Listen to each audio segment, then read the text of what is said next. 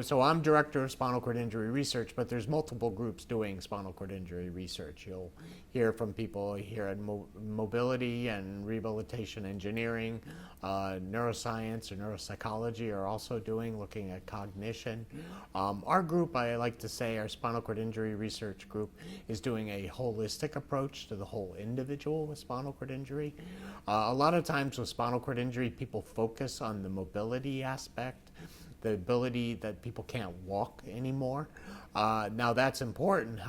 However, there are a number of other things that happen after spinal cord injury.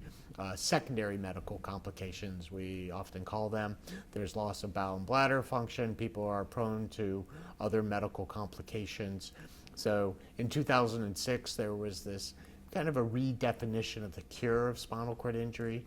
So really the cure should focus on preventing secondary medical complications, preventing loss of function while restoring lost functions. And the goal really is to restore that individual to the level that they were prior to that injury.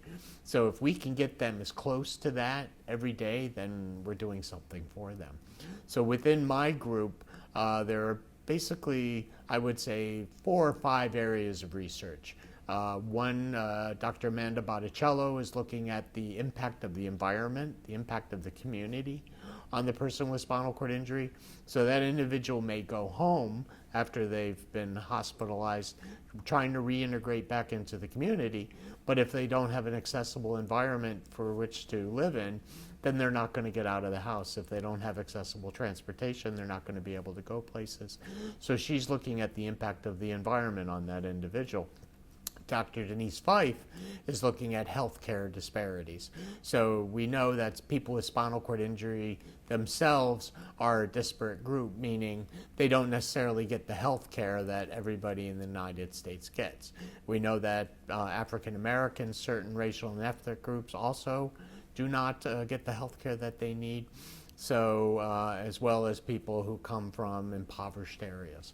So Dr. Fife is looking at how all these different things intermingle and determine the disparities that may exist within spinal cord injury. So there's the injury itself, but then people who maybe are African Americans or Hispanic may themselves be even more a disparate group than, let's say, a white person. So, and then finally, Dr. Jean Zanka is looking at secondary medical complications. She's primarily focusing on nonpharmacological treatments for pain. In spinal cord injury, pain is a very common medical complication for some people. Pain is actually more overwhelming than the injury itself. And so she's looking at that. And then she's also looking at training people and their caregivers how to become more independent to try to prevent the onset of secondary medical complications. So really trying to empower people with the injury so that they can take control of their injury itself and try to address any things that may rise up. We also, since within the United States and anywhere, employment is such an important thing. And what will often happen after spinal cord injury, employment rates in people with spinal cord injury are very low because you understand you have somebody who has a permanent disability. And the thought is, will that person ever work again? But if you think about yourself and those around you, working defines us in many ways. When you go to a party, the question often asked is, what do you do for a living? And that gives us self-worth and also gives us an income. People with spinal cord injury are often receiving some sort of public assistance because they're not working. Many times they're doing that because there are health benefits that come along with that.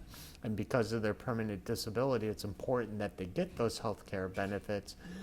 They are afraid to work because they're afraid to lose those benefits. So they're kind of caught in this catch-22.